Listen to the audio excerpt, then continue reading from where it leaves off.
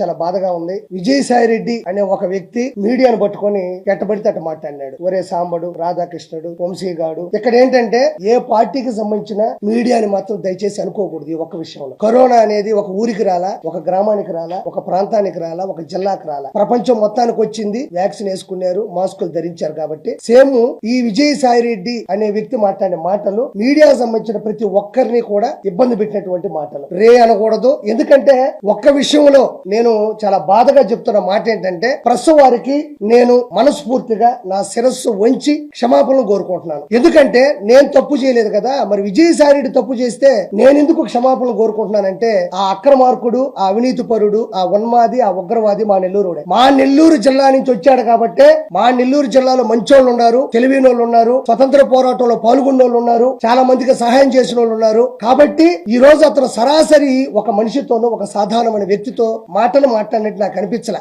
ఏరా పోరా అన్న మాటలు అన్నాడు. కాబట్టి నేను మా నెల్లూరు నుంచి వచ్చినటువంటి ఆ మనిషి చేసిన పాపానికి, తప్పుకి, మిమ్మల్ని బాధ పెట్టిన దానికి ఆ నెల్లూరు జిల్లాలో పుట్టిన నేను మనస్ఫూర్తిగా మా నెల్లూరు ప్రజల సమక్షాన నేను మిమ్మల్ని మనస్ఫూర్తిగా క్షమాపణ కోరుకుంటున్నాను. ప్రస్తుకున్న విలువ ఏంటి అంటే చాలా చిన్న చిత్తగా విషయం కాదు. అది ఎంతమందికి తెలుసో తెలీదో నాకు తెలియదు కానీ, డెమోక్రసీ అంటే ప్రజాస్వామ్యంలో, డెమోక్రసీలో 4 స్టేట్స్ ఉంటాయి. అంటే ఒక 4 స్తంభాలు ఉంటాయి, 4 పిల్లర్లు అంటారు. మన ప్రజాస్వామ్యం నడవడానికి, నడవడికి 4 ఉంటాయి. ఒకటి వచ్చి ఎగ్జిక్యూటివ్ అంటే గవర్నమెంట్, ప్రభుత్వం. రెండోది లెజిస్లేచర్ అంటే అది పార్లమెంటు, అసెంబ్లీ రెండు కలిపినటువంటిది. మూడోది జుడిషియరీ అంటే హైకోర్టు, సుప్రీంకోర్టు, మిగతా అన్ని కోర్టులు. నాలుగోది మీరు గర్వపడగలిగింది, మీరు క్లాప్స్ కొట్టగలిగింది ప్రెస్ మీడియా.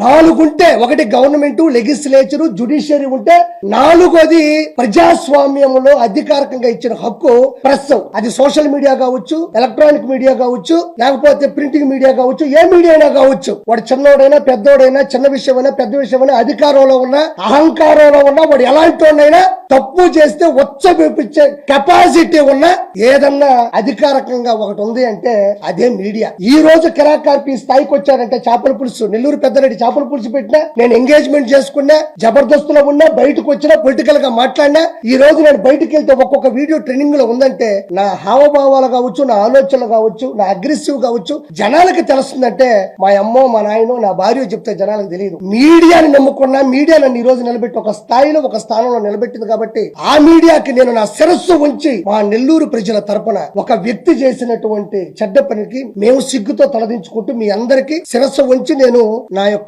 క్షమాపణ కోరుకుంటున్నాను దయచేసి. ఎందుకంటే అతను కూడా నెల్లూరు జిల్లాలో తాళపూడి అనే గ్రామంలో వచ్చాడు. మా దౌర్భాగ్యం. అదే నెల్లూరులో వేమిరెడ్డి ప్రభాకర్ రెడ్డి లాంటి గొప్ప వ్యక్తి రావడం మా సౌభాగ్యం.